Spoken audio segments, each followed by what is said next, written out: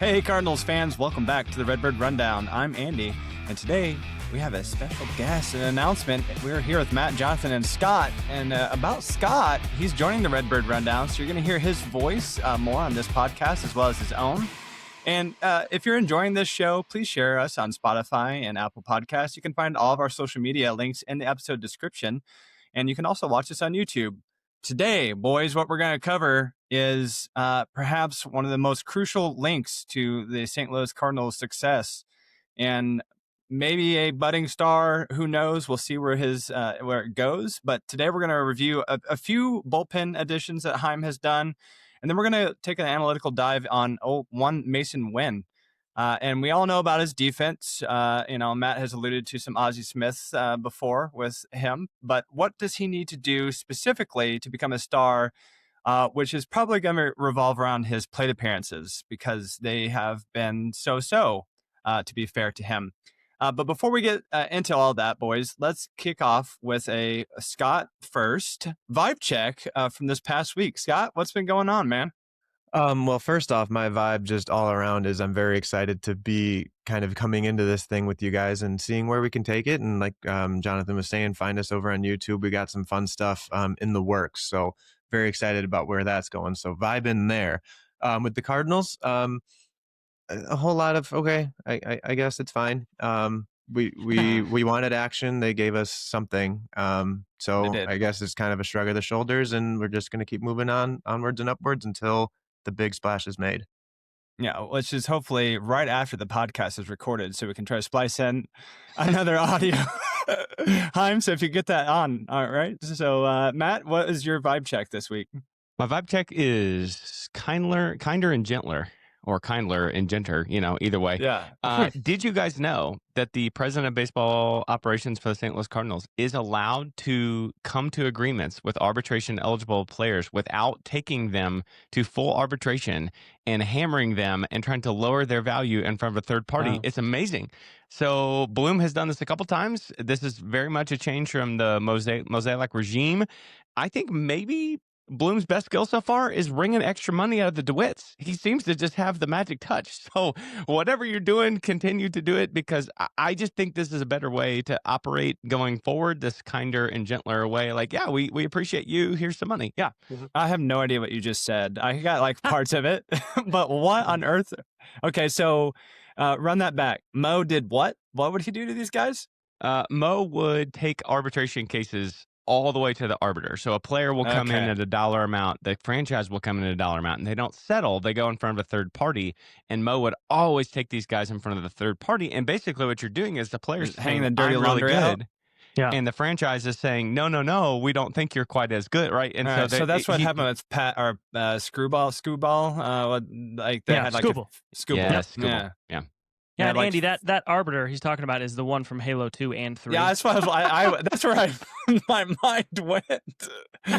Yeah, that's who it is. So don't worry. That's As what long happened. as he's got an energy sword, we're in good shape. Yeah, that's right.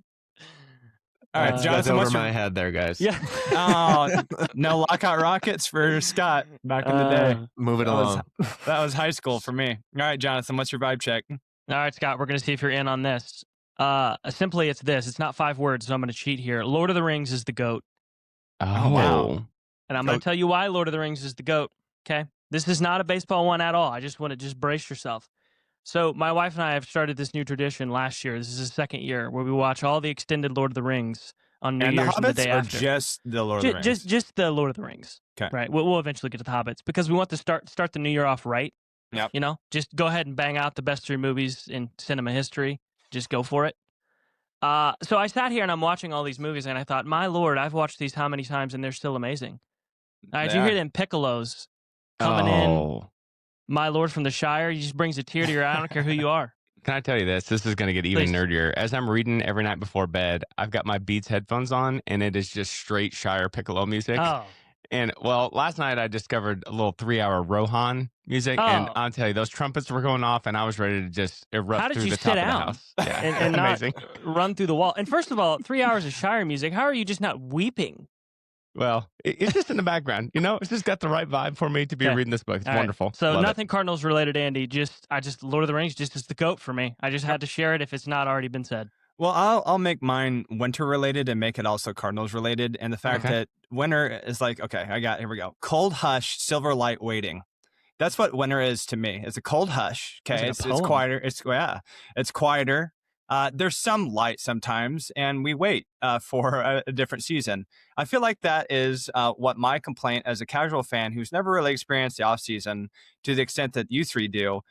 That's what this is like. It's a cold hush. There's some silver light, and there's a lot of waiting. So winter is like in an off season and the MLB. So the more that I sit through this offseason, the more that I appreciate you guys coming up with the idea to talk about changes to the offseason, because it is kind of boring to sit through, to be honest. You could put that on a Hallmark card. No joke, what you just said. That was I just very... didn't know we were on this call with Robert Frost. Like, what's happening right now? The analogy, that was perfect. Everything you said lined up. Yeah. So, yeah, let's, Chaim, once again, you have been just great at getting deals done right after we get done recording. So let's do that. Let's move Donnie, okay? And let's have some meat. That is what we're waiting on. All right. So what did we do this past week? We made a few additions, like we said at the top, to the bullpen. We traded for one Justin Bruihl from the Cleveland Guardians in exchange for some cash considerations. And Matt, when I think of that, I have been playing Cyberpunk 2077, which is like a futuristic GTA. And I just cash considerations to me, like that, take me somewhere. What does that mean in the MLB? Because where I'm at, it doesn't mean the same thing, probably. It is the single most traded player in the history of all professional sports, right?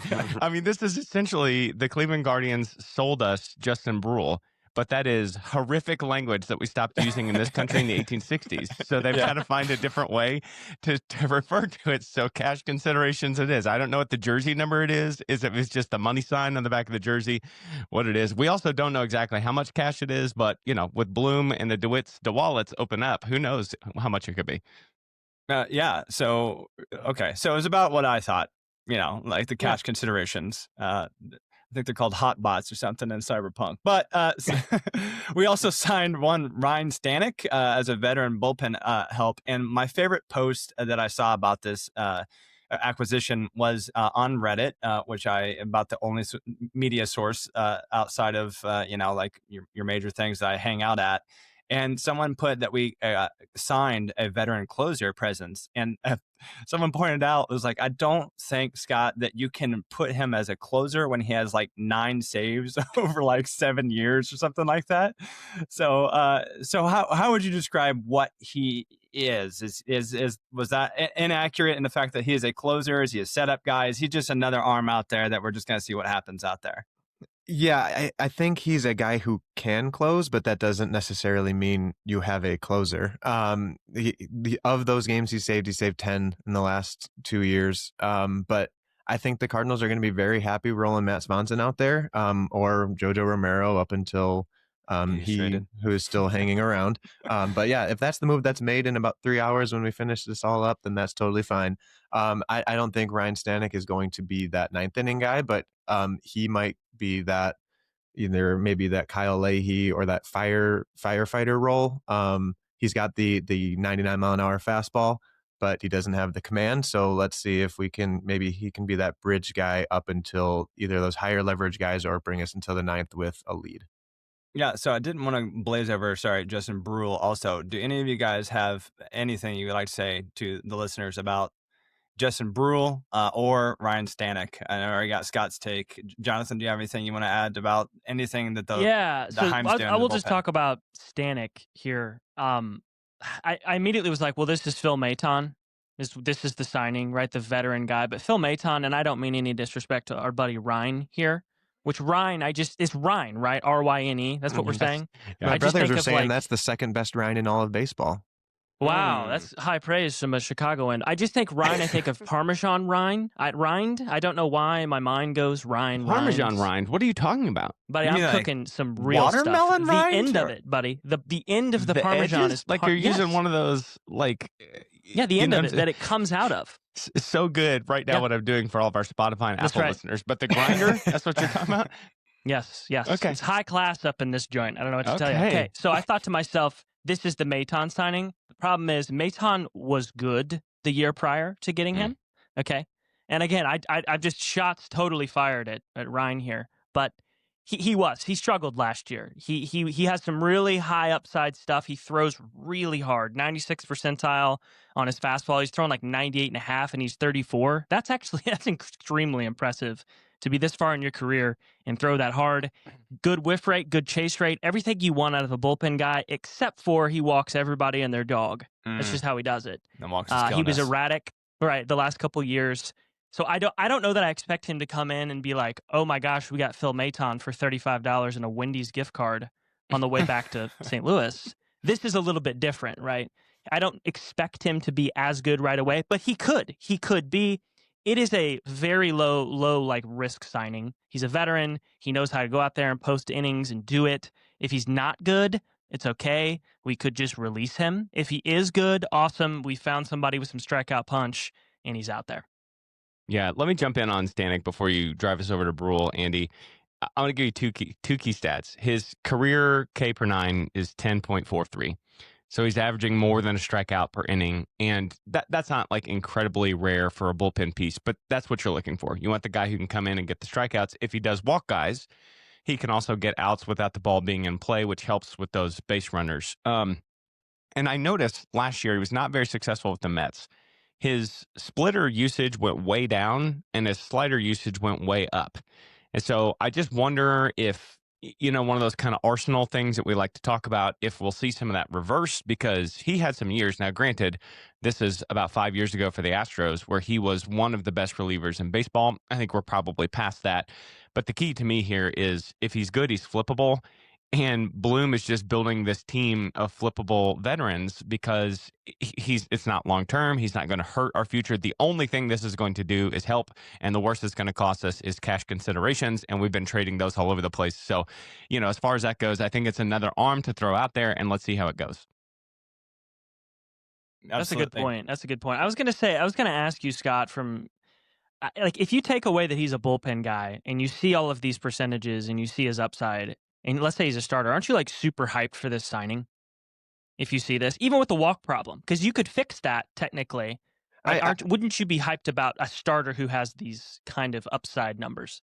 Yeah, a starter that can throw that 99 and have that whiff rate and that chase rate that you're talking about would definitely be that intriguing piece. And that's what I think they targeted in the draft. So they're doing it with that low cost and high control option, as opposed to trying to figure out on the free agent market value, how long of a contract do you deal them with? When is 2027 happening? How long is the rebuild happening? There's a lot of questions with those veterans that can do that. So I think the draft is the right way that they have been doing it for right now. That's the contrast here I'm trying to make. And I'm glad you said that, because this bullpen guy has a lot of upside and he just randomly signed with us. He was just on the bin. And this is how bullpens work. You get these guys and they might be awesome. You get them and they may not be awesome. Matt, I like that point you mentioned about maybe flipping him. I hadn't really thought about that. But if he's great, those are just free prospects if he goes to a contender. So very good point there. Just a side note about Ryne. Matt, have you noticed this guy's haircut?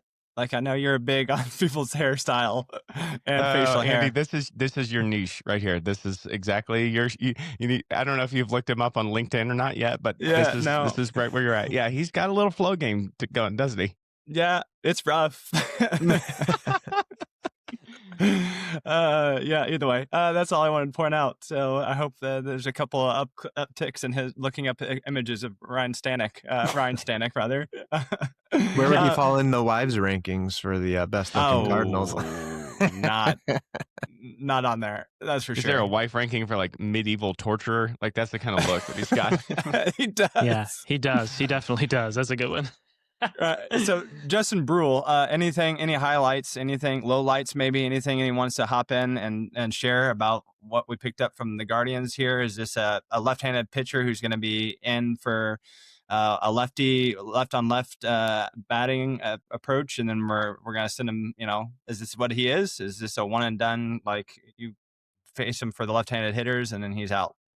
Well, I think the initial reaction of this signals an end to Jojo Romero's time on social media. I'm hoping it was sarcasm because that is not the replacement level of Jojo Romero, just be the fact he's another left-handed pitcher that's not Nick Reckett. So on the on the surface, it is what it is. Another 90 to 92 mile an hour guy. I would say if you want a deeper dive breakdown, Jake Wood and Viva Alberto's did a whole prospect savant, baseball savant, spin rate, and all that, like in vertical break and everything, and talking about how it looks like he's throwing harder and the different spin, stuff like that. So he's more interested in it than I am, but the low quality lefty relievers, I think I can just take him and keep moving on. John King is gone, so we're all good. I don't care what happens then. Yeah.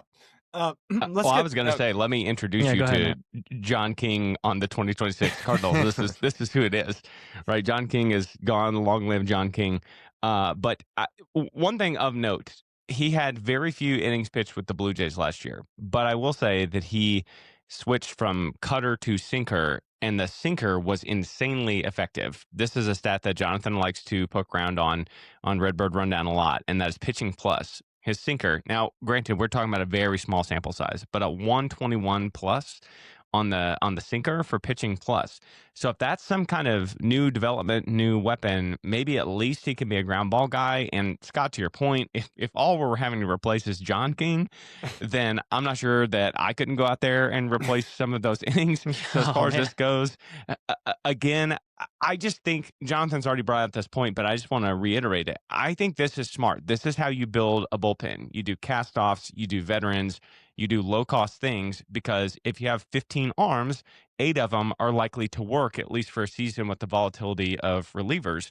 So there must be something in his profile, and I'm wondering if it's this, sinker or something else that they're seeing that they like, because I think we've got a track record of Bloom taking chances on guys that have something to bring to the table, I think. Jonathan, is that what you're seeing? I absolutely. And it makes me feel better, too. So he's 28. We didn't get into like his, kind of basic statistics here, who he is, where he's, I don't know where he is or where he's from, or his address. I don't know any of that, but I do know he's 28, and that's fine, right? Younger guy. He still has some runway here, where runway in a good way. Not 2025 only. 2025. I meant the air where a plane lands. Okay. You know what I mean? Tarmac. Okay. Got it. Tarmac. That's right. There you go. Still not John okay, King, but keep he going. was older. He was older, right? Like he's this guy's so much cheaper. And the thing that I like about this that I didn't realize until right now, Matt, as you were talking, is he has come from the Dodgers. He's come from Pittsburgh, Toronto, and Cleveland. 3 of the 4 of those teams are smart, right? Sorry, Pittsburgh. And so if he's been in these organizations, right, they think that there's something with him, and it makes me feel better that we also now think something. Now, it's telling that he's not with those organizations. True. But when you are smart, you kind of mimic what smart teams do. Maybe we kick the tires on him. I mean, Matt, I like the pitching plus statistics. Mm-hmm. John King, and I won't bore you with this, but John King was right at average or below. And if you take the average of his stuff plus, location plus, and pitching plus, he's like 12% better than league average. John King was never 12% better at anything. And again, John King, no shots. This is just a better version of him. He's younger, he's cheaper. Again, if he's not good, you just cut bait, and that's it. So I love the way we're putting this together, and I hope we continue this. The whole like $70 million for Edwin Diaz, only the Dodgers can do that. Mm-hmm. I don't ever want us, fishing in that pool. This is fine. Let's see if we can get somebody that pops, especially with our expectations for this year. Yes, I agree. I mean, I think it's well documented that if I was a GM, I would never spend any money on any bullpen guy because it is infamously volatile. It's just like they sign these big contracts and it's a dud. They just show up and it is a totally different pitcher. So I am on board with everybody else that has said things. As a casual guy, yep, find some rando dude. Like, who's this? Sure, great. Throw him in there. Let's find out, right? Let's get him on the train, as Matt likes to say, from AAA up to down and back and forth. So let's move on to, I found an interesting article that on ESPN that they had a power rankings of everyone who is 25 and younger. And so they did by birth year. So Masyn Winn was born in 2002, which is and so that makes him 23 years old. And so I would just like to, so they have him, Masyn Winn, as number 5 in the power rankings. Last year, for 23-year-olds, is that what you're saying? Yes. Everybody born in that year? Okay. So some people who are above him. Okay. So we have one, Paul Skeens is number 1. Sure. Okay. Seems fair. Yep. L.A. De La Cruz is number 2. Your All boy. right? Pete Crow Armstrong is number 3. Hmm. All right. What was that sound you made earlier, Scott? James Wood is 4th. Masyn Winn 5th. Then we have number 8 real quick. I know we're not going to talk about him that much this episode, but number 8 is one J.J. Weatherholt is on the list. So the Cardinals are the only team for that year that has 2 players. So it is comforting, first of all. So let's just take a step back before we get zeroed in on some of the stuff that we like to see as couch hitters, to see what's nice to see from people who cover baseball and who like ranking things, because everybody likes a ranked thing, is that Masyn Winn is on this list. And that's a heavy hitting, the people in front of him are some really exciting players for baseball.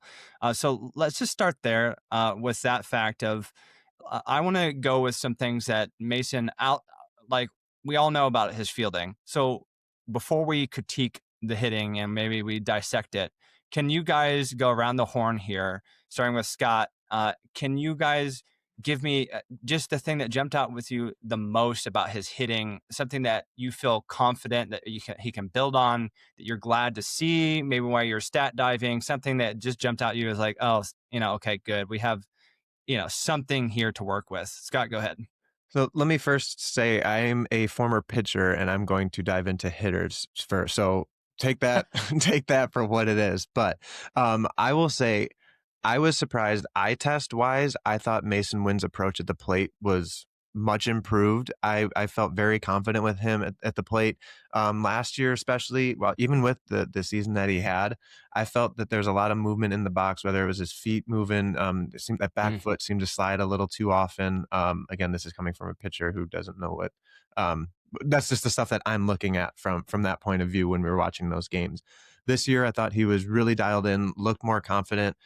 It's unfortunate that he doesn't yet have a spot in the lineup, which I think is still going to be a continued talking point for Masyn Winn for the foreseeable future until some other things sort themselves out.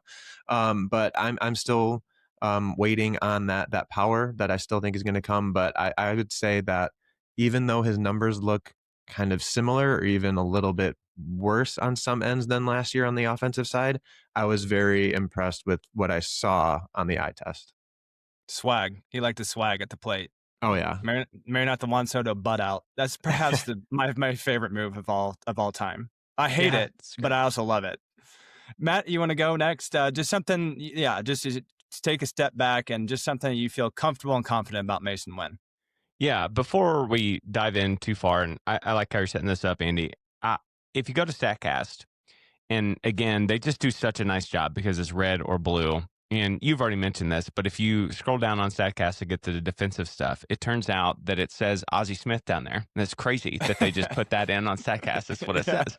It's just a Hall of Famer, casually. Now, if you go up to the hitting, it's a pretty grim wasteland of blue for Masyn Winn. There is one notable exception, and so this is the skill that he's got to build off of. He's 88th percentile in whiff rate, meaning when he swings at something, he's got well above average bat to ball skill. And so if you're looking, how are we going to build an offensive profile that Masyn Winn was a WRC plus of 91 last year? How are we going to get that in if he's in the 110 range and plays this kind of defense? I know this is insane. He's 23 years old and you guys can laugh at me in 10 years, but Red Jacket in Cooperstown is not insane because of where he's playing at a premium defensive position. So to me, just at first blush, that whiff percentage, that ability to connect when he swings, that's the building block to me. Jonathan, what did you see? Yeah, I wrote down 3 things kind of in his good column for hitting Matt, because it is like the northern wasteland of death and despair out there on his StatCast page. It really is. But he has a really high quality zone contact rate. So when the ball is pitched in zone, he swings at the strike and he hits it pretty hard. We'll get into why he's not finding better luck with that a little bit later. I will try to. But that is a good sign. That's kind of like Alec Burleson-ish, where if the ball is in a right area to swing, he's not swinging at the bad stuff, I guess is really what I'm trying to drive to. And that is good. 90 percentile, like that's insane, right? Very nice to have behind your back. In his rookie season, it kind of fell off this season, but his rookie season, he was awesome at extending at bats and swinging with 2 strikes. His average is almost better in 2-strike counts than they were in 0-0 counts or 1-0 counts, which is kind of nuts. Now, why has that fallen off a bit this last season? I think there's a few things that you point to, but that is a really good trait to have in your rookie season. If you can get back to that peak of being a good 2-strike hitter, then you can be way more selective than going up there and swinging at the first pitch. Yeah, it's really funny that's what you highlighted, Jonathan, because that is precisely his contact rate is I have above average or / exceptional, honestly. He is, I won't bore you with the exact stats, but listener, you can go look for yourself if you think I'm a liar, which is totally fine if you do. I do. But okay. But the inside zone contact. All right. Yeah. So Fangraphs has that as like this Z contact. Percent of times a batter makes contact with ball when swinging at pitches thrown inside the zone. Yeah, he was like 5 points above average. He was almost 90% of the time hitting a ball that was thrown inside when he swung at it. And then also, interestingly enough, his swinging outside of the zone, so things that are not inside the strike zone, is lower, which means he has, quote unquote, a better eye. But when he chose to swing at something outside the zone, he was noticeably different, as in like 15% above MLB average at actually making contact with said pitches, which was very fascinating. That is something to work with. The guy makes contact with balls. So that is something that is for sure a positive to me, right? Of something that we can work with. So you have somebody who passes the pitcher eye test, who is doing his dance, was not sliding that back foot around, right? We have a guy making contact. Where does it fall apart? Because there's a lot of stats that you could point to. We'll do the reverse order. Jonathan, give me something that you noticed, or however you want to chalk it up, of what was going on. Why is there a little bit of disconnect with like elite hitters at those positions? Because I think it's unfair to like compare him to like Aaron Judge or Big Dumper, like the guys who are hitting for power, because that's not really is what he's doing. So Jonathan, give us something like, that you saw. I'll leave a lot of meat on the bone for Matt and Scott here, because I just want to hit one point here, is that he does not swing the bat hard enough. It is as simple as that. He is really good at making contact, but he needs to swing harder, right? I know we are so frustrated with Jordan Walker, and I'll keep this very brief on him, but he does not have that problem. If Jordan Walker had this profile, right, that we're talking about Masyn Winn, he would have hit 79 home runs last year, is what would have happened. And that's Masyn Winn's Achilles heel, other than health, right, which we're going to talk about at some point, is he just needs to swing the bat harder. You swing the bat harder, you make better contact. He's already has quality contact. The ball goes farther, it rolls to the wall, it catches a gap, it goes over the wall. That's as simple as put. And there's a lot of other, Matt, you can get into the StatCast Blue here. That's what I see as the primary problem with Masyn Winn, is that his bat speed is really low. If you look, he's in the lowest percentile, one of them in Major League Baseball. He needs to try to swing a little bit harder. Does that mean a lighter bat? I genuinely don't know what that means. I don't want to be like, go lift, bro. Like, get stronger. I think that's what Jonathan was. That's what I was about to say. That I think Matt is just going to say eat 250 grams of protein a day and get in the gym, bro. I mean, that's, if you look at all the greats, right? They swing the bat really hard, so when they make contact, it goes a long way. Matt, go ahead. Yeah, actually, Scott, I wondered, you mentioned that you can see kind of power coming on the horizon for him. What is it about Winn that makes you confident in that?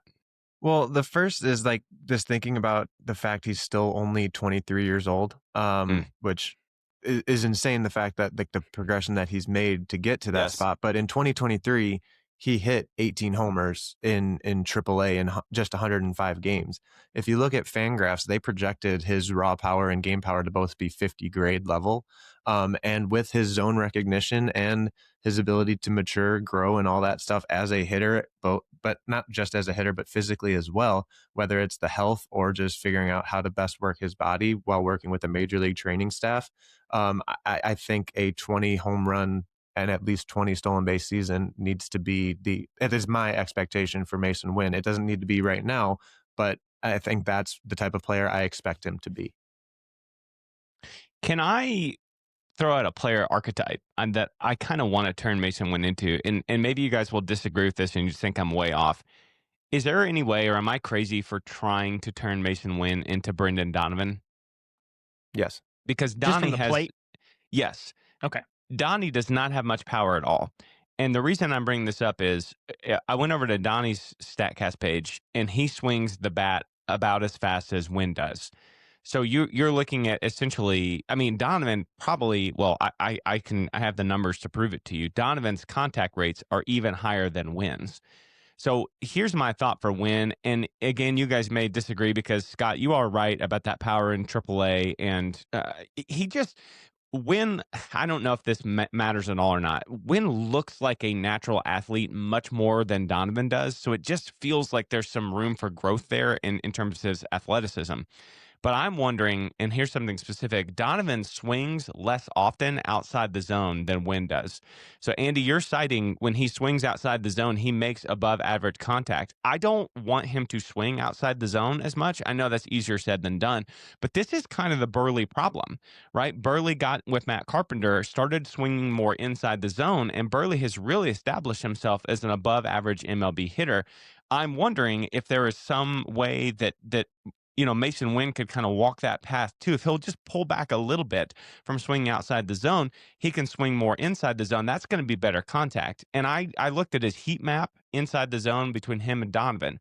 Donovan's is huge and concentrated inside the zones, and Winn's is much more dispersed, which is just another way of saying he's just swinging at worse pitches sometimes. And so I just wonder if it simply comes down to selectivity for him. And maybe that's hard. Maybe that's too hard for some guys to have. Do you guys think I'm off with that, Jonathan? Are you seeing anything like that? No, I don't think you're necessarily off with that. I think that there is one thing I just looked at that there is a difference between Donnie and Winn is that their barrel percentages are much different. So Donnie may be making better contact because he's actually squaring the ball up. Because you're right. Because he's swinging at stuff inside the zone, though. That's what I'm trying to prove your point further. I should have said I'm adding to it is that I think that's true, right? That eye that Winn has, maybe he needs to be more selective because the barrel rate is right. You can swing the bat as hard as possible, and it doesn't matter if you don't square it up, right? It seems like a pretty obvious thing here, but I agree with you, right? And I think that is something that he needs to work on because for as good as eye that he has, his walk rate is really kind of meh.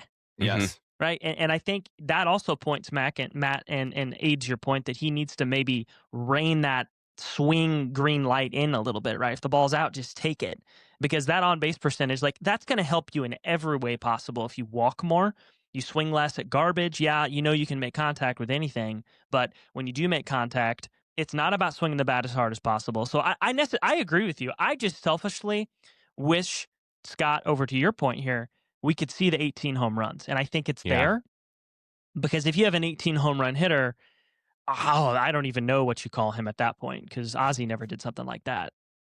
Well, and that's where I want to jump on, and I think you guys have been bringing up the Burleson comparison, and I agree, like, as far as looking at the Baseball Savant page for sure, but I like using the Burleson pages as a foray into what's to come for Winn as well. They're actually pretty similar when you look at the bat speed, the chase percentage, the walk percentage, and that kind of stuff. We saw Burleson in 24, like we were all about, okay, he hits the ball, he just swings at everything. And then 2025, we saw, I'm looking at it right now, his chase percentage in 24 was 34%. And then 25, he dropped it all the way down to 29%. And then that's when we see that OPS increased by 70 points. He had the 18 homers, and that's where I think we're going to eventually see Masyn Winn. Again, he's 23. Burleson put it together as a 26, 27-year-old. And he's been – I've listened to conversations that either as both Brant Brown and Ollie Marmol were talking about, and Brant Brown was like, Burleson is a guy that like wants it. He grinds it, and he's one that also challenges Brant Brown's coaching. And he's found that has made Burleson kind of like a better hitter at the plate, whether that's not like knowing when to be more patient, knowing when to swing. And just because you can hit the ball doesn't necessarily mean that you should. So I think there's that potential for whether it's working with Burleson, working with Brant Brown, but then also from the other side, seeing what Lars Nootbaar does with not swinging at anything in the zone to be able to find that combination for that perfect swing when you should, take when you should. And I think that the progression that Masyn Winn is on, as he's just hitting 1,200 at bats, I think next year is going to be where we start to see that bottom of that baseball savant page start to shift towards that more patient but aggressively selective approach is kind of how I like to put it. Scott, can I set up a pitcher question for you and drawing on your personal experience? So an interesting stat that I liked to look at for Masyn was his unfortunate lack of utilizing and jumping on top of the fastball. So they have wins. They kind of have a normalized, basically 0 as league average if you're adding wins to against a certain pitch. And so other players, just to give context real quick, like Big Dumper has a 1.09, Ketel Marte 1.05, Shohei is almost 3, Aaron Judge is over 3, Vladdy's 1.5. Bob, I love you. I love when you talk nerdy. I love it. I like it when you say Big Dumper over and over too. Yeah. So Masyn Winn is a negative 0.25 against the fastball. So as a pitcher, I would imagine that sometimes the fastball is, if you know going into a matchup that a hitter is struggling against a fastball, that you're like the cat and you're just toying with a mouse at that point, because you can do almost anything you want to a hitter if you know he can't even touch the fastball. So do you want to walk me, am I off there in thinking that, or do you think Major League pitchers have got to know this about Masyn Winn? Because I'm sure they're looking at the scouting reports. I'm sure they're deep diving. The pitching coach has given them some information of saying, hey, this guy can't even hit the fastball. Am I off in that, Scott? Well, I think part of it, I'm going to defend Masyn Winn first, is that his part of the lineup, I'm going to go back to that, is always so inconsistent. He hit in second for the majority of the year last year, but the spot that you hit in the order, pitchers are going to attack you differently, especially when if you're hitting first, then you're going to have hopefully Victor Scott hitting ninth behind you and then setting yourself up to where maybe you're going to see more fastballs because they're worried about Victor Scott stealing second base, or they're worried about pitching around you or pitching to you because of whoever else is in the lineup. So I think that could be part of it, but I think that also shows to his pitch selection that's just going to have to come with time and that pitch recognition. I think overall, to your point, is that's something that definitely pitchers and pitching coaches are going to talk about. And I think that goes into the point that both Jonathan and Matt were talking about, is maybe he just doesn't swing fast enough to catch up to the fastball. And that could be because he is so ready to fight off a bad pitch that he's just reacting to a fastball and then just doing whatever he can to just tap it, put the ball in play, and then see what he can do after that. But another interesting part of the profile with Winn, and this could be something that helps whether with the fastball and seeing it get a little deeper, is if you look at his spray chart, he had a total of, I think, 5 extra base hits, be to right or center field. Everything else was pull power to left, which makes sense. But I also think that he has that athleticism that Matt talked about earlier and that ability to wait on the ball. He has, if he can pick up that barrel speed, that swing speed to where he can let the ball get further and then just bang that right center gap, I think that's also just going to help that progression go into that next level. I think at some point too, we've got to bring up the fact that Winn was dealing with knee and back issues for much of the year. And we probably were remiss in letting it go this long, although I have enjoyed everything everybody's said. And let me say this real quick. I've been kind of down on Winn because of this offensive stuff. And looking at this actually kind of heartened me. I think there's more there, and I think he's closer than I thought he was. Yeah. But I just really think that the knee that he had surgery on and the lower back thing, I mean, those are critical hinge point in anybody's swing. And so to be struggling with those, and that could be something with the bat speed, right? A lack of power, that type of thing. So maybe it's as simple as Scott said this earlier, working with the training staff to be more durable maybe Weatherholt being up at some point and being able to play like a legitimate shortstop to give him more spells and breathers would be the case. But I really left this thinking he's closer than I thought he was to being an above average hitter, and I was really happy about that. Jonathan, Yeah, I was going to say, I mean, I kind of sectioned this into good, bad, and improvements. And Matt, your improvements, my first one is have a healthy knee, right? Like that is so critical when you think about hitting. You're planting your back leg. You know, all your power is driven off of your lower half when you're hitting. And I can't imagine trying to go up and hit major league pitching when you have that in the back of your head. Scott, to your point, you got to beat those pitches to the spot. If he can't push off, I mean, you can just go down that rabbit hole. It makes total sense. I also saw where he was feeling and complaining about this at the end of May. The end of May. He didn't stop playing until September. And whenever we did our infield review, when I looked at the splits per month and I looked at his WRC by month, March, April was fine. May was fine. Took a nosedive in June and July.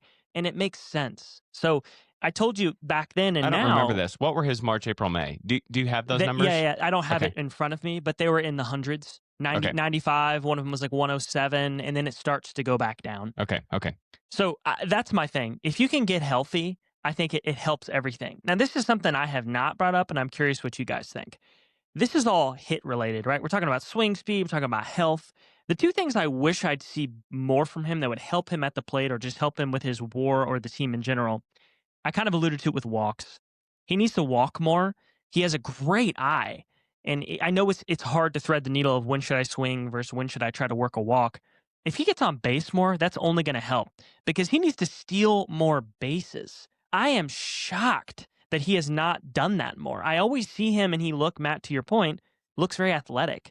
And I look and he had like 9 steals in 2025. That's nuts to me. I'm not expecting him to be a 30 base stealer, but I would think 15 would be the floor. And then Scott, to this other point you were making, I'm glad you said this. He has some opposite field strength to him. I remember in his rookie season, he was spraying the ball that way left and right. And if he can turn more singles into doubles with the wheels, those are 2 categories of getting on base. His on base percentage shoots up. And then him being more valuable on the base paths, who wouldn't want that? I guess I'm shocked a little bit, not about the walks. That takes time to cultivate that unless you're Juan Soto, when you're sticking the cake out and intimidating the pitcher.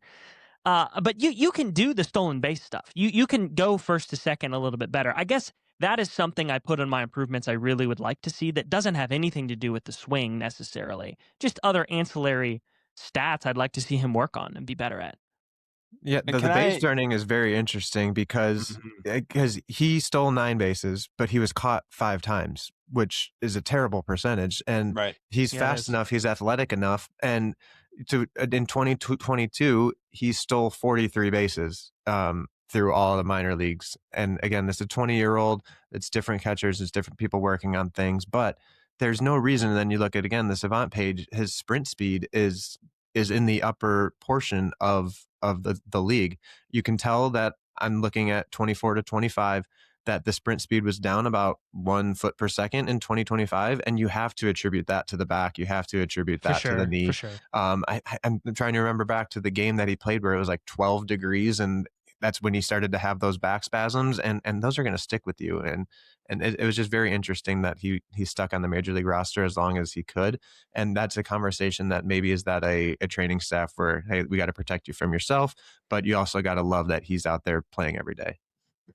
Yeah. Can I make a quick comp of when I was looking through who I saw when I was comparing people? And because once again, this kid has been in the league, and I'm going to call him a kid because he is. He's been in the league for 3 years, right? And one person, like I said, it's unfair to a shortstop to compare them to the big power hitting corner fielders in the infield and outfield. Someone that I liked when I saw a lot of the same numbers in terms of like someone brought up barrel percentage and hard hit and all that, and to see it play out in the end was Ketel Marte.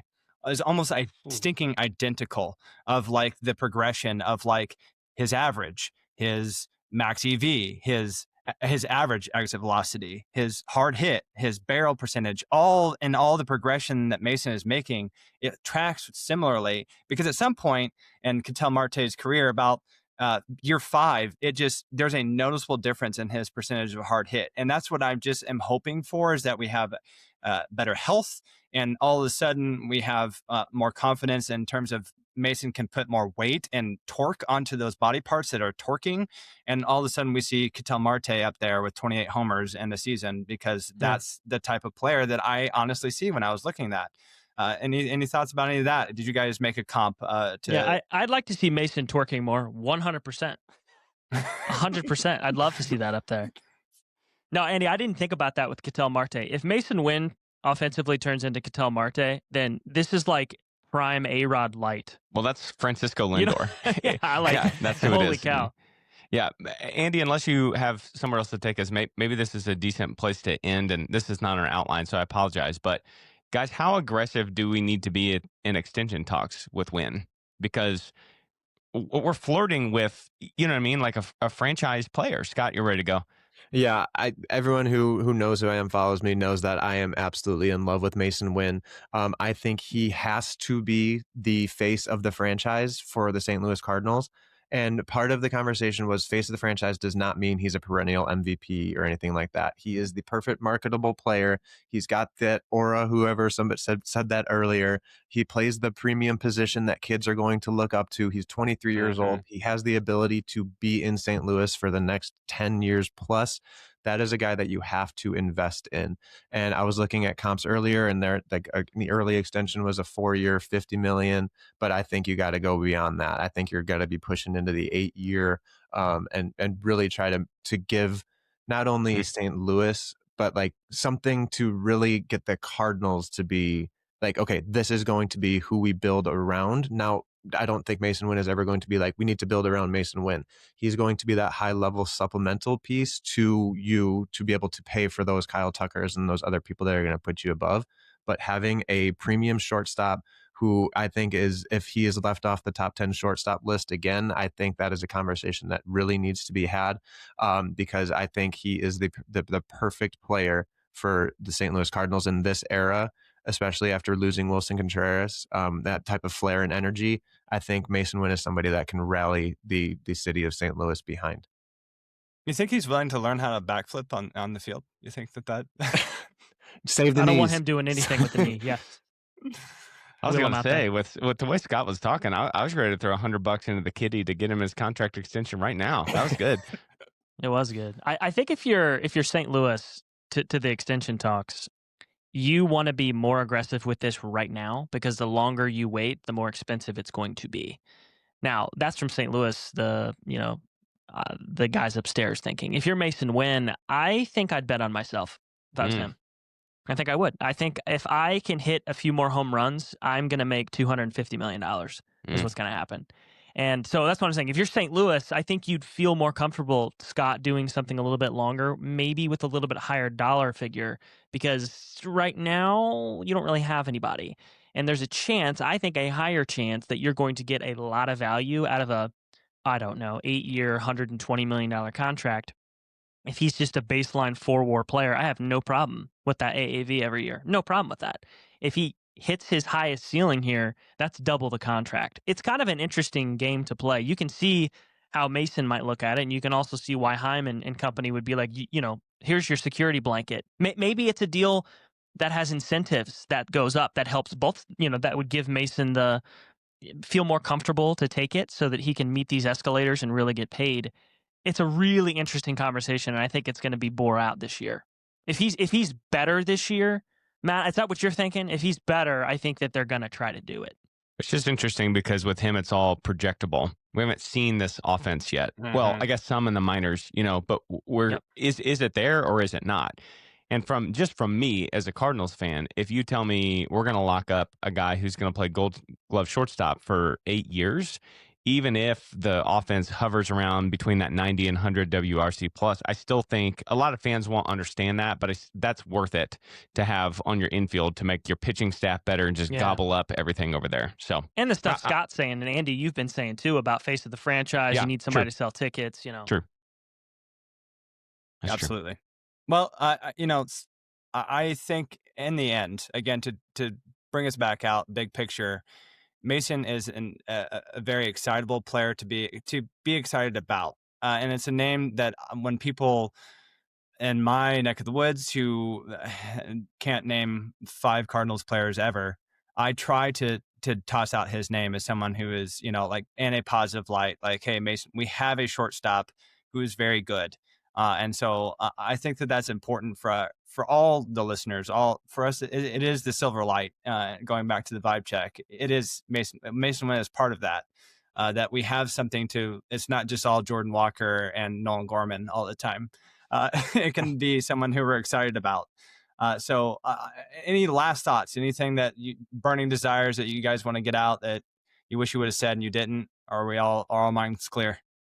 I just saw one thing really interesting that right now, and this isn't related to that total conversation we had, but again, a glimpse of the future. Right now, the Cardinals are the 5th youngest team in all of baseball at 26.4 years. They're behind the White Sox, Nationals, Marlins, and Rockies at 25.8. And that's including Arenado, that's including Jojo Romero, and that's including Brendan Donovan. And when you look at the teams there behind, the Sox, the Marlins, or I won't put the Marlins in there, but the Rockies, I would be way more excited being a Cardinals fan during a rebuild than looking at what the White Sox are doing, look at what the Rockies are doing. Yeah. And because the talent is much different than the 25-year-olds that are playing for the White Sox. The 25-year-olds playing for the Cardinals are the ones that deserve to be in the major leagues. So that just is another reason that makes me excited about the future of this rebuild. All of the shots fired at the White Sox roster. Yeah. Matt, you got anything else before I end this on that is a wonderful note to end on. I love it. Well, I'm gonna treat the audience if you've made it this far. I talked about Lord of the Rings to the top, and I'm gonna do it at the close. Okay. All right. So watch Fellowship of the Ring. Okay. Mm-hmm. And I sat there and I was doing my notes after, because if you're doing multiple things while watching those movies, then you need to sit down. You've done it and wrong. Stop. Yeah, you need to stop. Masyn Winn is Boromir from the Fellowship of the Ring, and I'll tell you why. Okay, he did not succumb to wanting to take the ring. That's not what I'm talking about. I'm talking about 3 arrows to the chest, still trying to save my boys Merry and Pippin while he has these injuries to the back, to the knee, to all these things. He still keeps posting Gold Glove defense, and I'll be gosh darned if Boromir didn't give it to the last. And that's how I feel about Masyn Winn, is he is Boromir. Well, there you are. Thanks for tuning in for the Redbird Rundown, your go-to source for all things St. Louis Cardinals. Be sure, guys, to subscribe and review the show.